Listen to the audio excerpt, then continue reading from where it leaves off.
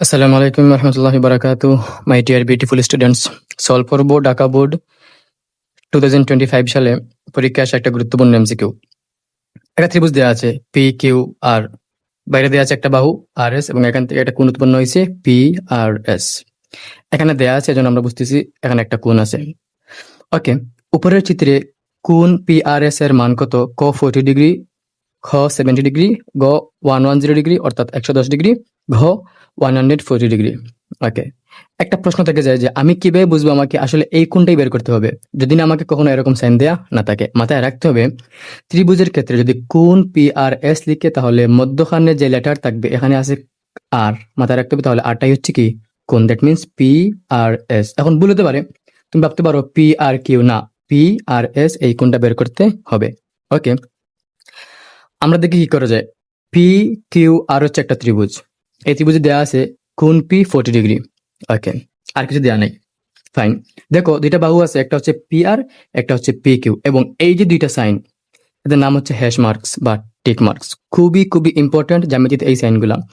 এই সাইন দিয়ে বোঝাচ্ছে এই পি আর বাহু আর পি কিউ বাহু পরস্পর সমান। এরকম যদি হয় যে একটা ত্রিভুজে দুইটা বাহু সমান, তাহলে সেটা কোন ধরনের ত্রিভুজ? নিঃসন্দেহে সমদ্বিবাহু ত্রিভুজ। আর মাথায় রাখতে হবে সমদ্বিবাহু ত্রিভুজের ভূমি সংলগ্ন কোণগুলো পরস্পর সমান। আচ্ছা, আমরা একটু জেনে নিই কি কি জানতে হবে আমাদেরকে।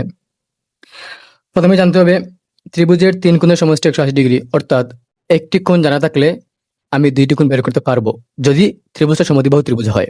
ওকে, মনে রাখতে হবে বহিস্থ কোণ অন্তস্থ বিপরীত দুইটি কোণের যোগফলের সমান। এই কোণটা হচ্ছে এই ত্রিভুজের বহিস্থ কোণ, মানে বাইরের কোণ। এটা হচ্ছে বিপরীত দুইটা কোণ, এই কোণ এবং এই কোণের যোগফলের সমান, এই কোণটা না।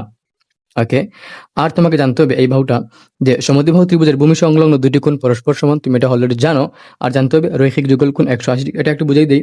যেমন একটা সরলরেখার উপর যদি আরেকটা সরলরেখা এদিক থেকে আসে 180, এদিক থেকে আসে 180, এদিক থেকে আসলো কি 180, এটা আমরা জানি। আমরা শুরু করি। তাহলে তিনটি কোণের যোগফল হচ্ছে 180 ডিগ্রি, আর এই দুই বাহু সমান, তার মানে এই কোণ আর এই কোণ পরস্পর সমান।